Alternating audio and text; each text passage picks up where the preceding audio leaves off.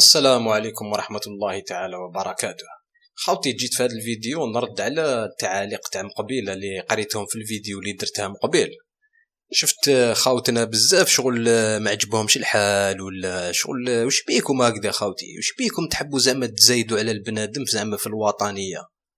وش بيكم خوكم جزائري حر؟ وش بيكم يا وش بيك تمهبول انت؟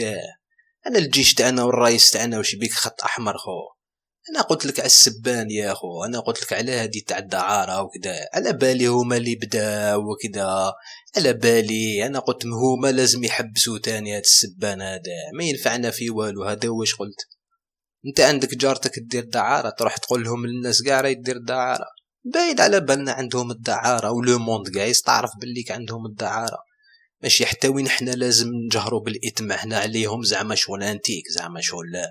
وش بيكم هكذا خاوتي؟ واحد يقول لك الحدود ما تتحلش، لا لا، انا قلت لك حل الحدود يا اخو، انا قلت لك الحدود مغلوقه والعلاقات مقطوعه، سي بون هذه لا ما فيهاش عوده خلاص هذه.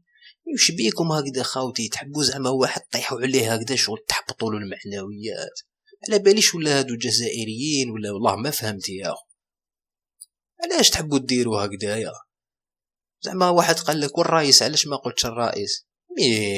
سبحان الله، انا الرئيس انا توجور نهدر عليه خويا، انا توجور غير بالخير. انا قلت لكم نفوطي عليه سون فوار في العهده الثانيه، وانتم زعما اش حبيتوا شغل تخونوني ولا ما فهمتش؟ قالوا لي واش داروا لك المراركه واش سافا با دوما خويا.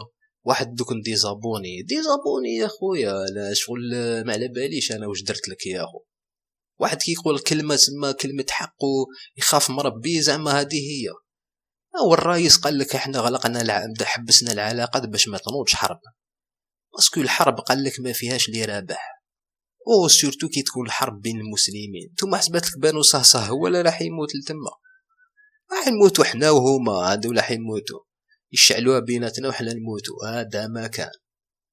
وانا بلادي خط احمر، ما تجيش تزايد عليا في الوطنيه. انا لو كان تنوض حرب دوكا مع المروك نوقف مع بلادي خويا العزيز، راني نقولها هاي ليك اون ديريكت. شبيكم زعما شغل درت انا زعما مع المخزن